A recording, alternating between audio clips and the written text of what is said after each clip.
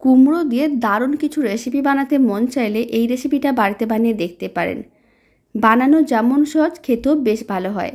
আর যে কোনো দিন আপনারা বানিয়ে নিতে পারবেন, কারণ রেসিপিটা নিরামিষেই বানানো হচ্ছে। শেষ পর্যন্ত দেখার জন্য আপনাদের কাছে অনুরোধ রইল। তো চলুন শুরু করা যাক। নমস্কার, আমি রুমি। আপনাদের সবাইকে আবারও একটা দারুণ স্বাদের রেসিপিতে স্বাগত। প্রথমে আমি এখানে বেশ কিছুটা পরিমাণ কুমড়োকে খোসাটাকে ছাড়িয়ে তারপর এইভাবে একটু মিডিয়াম সাইজের টুকরো করে কেটে রেখেছিলাম, আর ভালো করে জল দিয়ে ধুয়ে পরিষ্কার করেও রেখেছি। কড়াইতে কিছুটা পরিমাণ জল নিয়েছিলাম, জলটা গরম হয়ে গেছে। এবার তার উপর একটা ছিদ্রযুক্ত পাত্র রেখে দিতে হবে, আর কেটে রাখা কুমড়োর টুকরোগুলো পাত্রটির উপরে দিয়ে দিতে হবে। ফ্লেমটা মিডিয়ামে আছে।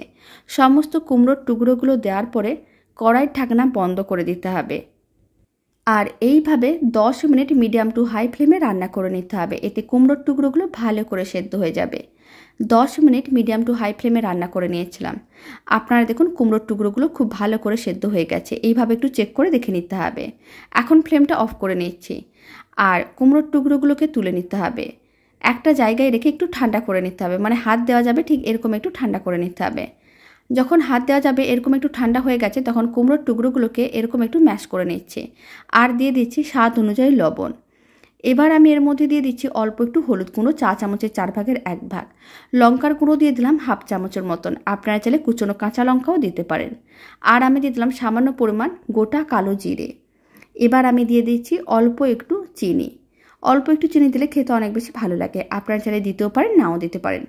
এখন সমস্ত কিছু একসঙ্গে খুব ভালো করে মিশিয়ে নিতে হবে, যাতে সেদ্ধ কুমড়োটা যে ম্যাশ করেছিলাম তার সমস্ত কিছু মশলাগুলো মিশে যায়। এবার দিয়ে দিচ্ছি বেশ কিছুটা পরিমাণ বেসন। এখানে আমি প্রায় 100 গ্রামের মতন বেসন দিয়ে দিলাম। তারপর খুব ভালো করে মিশিয়ে নিতে হবে। আর এই সময় দিয়ে দিচ্ছি অল্প একটু ভাজা মশলার গুঁড়ো। এখানে গোটা জিরে ও ধনেকে শুকনো খোলায় ভেজে গুঁড়ো করে রেখেছিলাম, সেই ভাজা মশলার গুঁড়োটা দিয়ে দিলাম। নিরামিষ রান্নায় বা নিরামিষ যে কোনো রেসিপিতে অল্প একটু ভাজা মশলার গুঁড়ো দিলে খেতে অনেক বেশি ভালো লাগে। সমস্ত কিছু একসঙ্গে খুব ভালো করে মিশিয়ে নিতে হবে। খুব ভালো করে মেশানো হয়ে গেছে, মিশ্রণটা একেবারেই রেডি। এবার মিশ্রণটাকে এক সাইডে রেখে দিচ্ছি, আর এদিকে একটা ফ্রাইং প্যানকে গ্যাসের ওভেনের উপরে বসিয়ে দিয়েছিলাম। ফ্রাইং প্যানের মধ্যে দিয়ে দিলাম বেশ কিছুটা পরিমাণ সরষের তেল। এখানে আমি বড় চামচে 3 চামচের মতন সরষের তেল দিয়েছি। যখন তেলটা গরম হয়ে যাবে অল্প করে মিশ্রণ নিতে হবে, আর এইভাবে গরম তেলের মধ্যে দিয়ে দিতে হবে। ফ্লেমটা মিডিয়াম টু হাইতেই ছিল। এবার উল্টে পাল্টে লাল লাল করে ভেজে নিতে হবে। খুব বেশি টাইমের প্রয়োজন পড়বে না, খুব কম সময়ের মধ্যে রেডি হয়ে যায়, আর খেতেও বেশ ভালো হয়। বাড়িতে বানিয়ে দেখতে পারেন, আশা করি আপনাদের খুবই ভালো লাগবে। মোটামুটি 4 থেকে 5 মিনিটের মতন সময়ের প্রয়োজন পড়বে। মিডিয়াম টু হাই ফ্লেমে 5 মিনিটের মতন বড়াগুলোকে এইভাবে উল্টে পাল্টে লাল লাল করে ভেজে নিয়েছিলাম। বড়াগুলো বেশ লাল লাল করে ভাজা হয়ে গেছে। এর থেকে আর বেশি ভাজার দরকার নেই। এখন বড়াগুলোকে তুলে একটা প্লেটের মধ্যে সার্ভ করে নিতে হবে, আর বাকি যে মিশ্রণটা আছে সেই মিশ্রণটা দিয়ে একইভাবে সমস্ত বড়াগুলো রেডি করে নিতে হবে। দারুণ স্বাদের কুমড়োর বড়াগুলো একেবারে রেডি। এর মধ্যে কোনো রকম কুমড়োর কাঁচা গন্ধও থাকে না, আর খেতেও বেশ ভালো হয়। আশা করি আপনাদেরও খুবই ভালো লাগবে।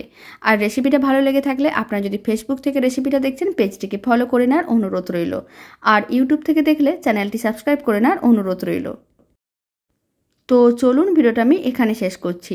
আপনারা সবাই ভালো থাকবেন, সুস্থ থাকবেন। আপনাদের সঙ্গে আবার নতুন রেসিপি নিয়ে দেখা হচ্ছে।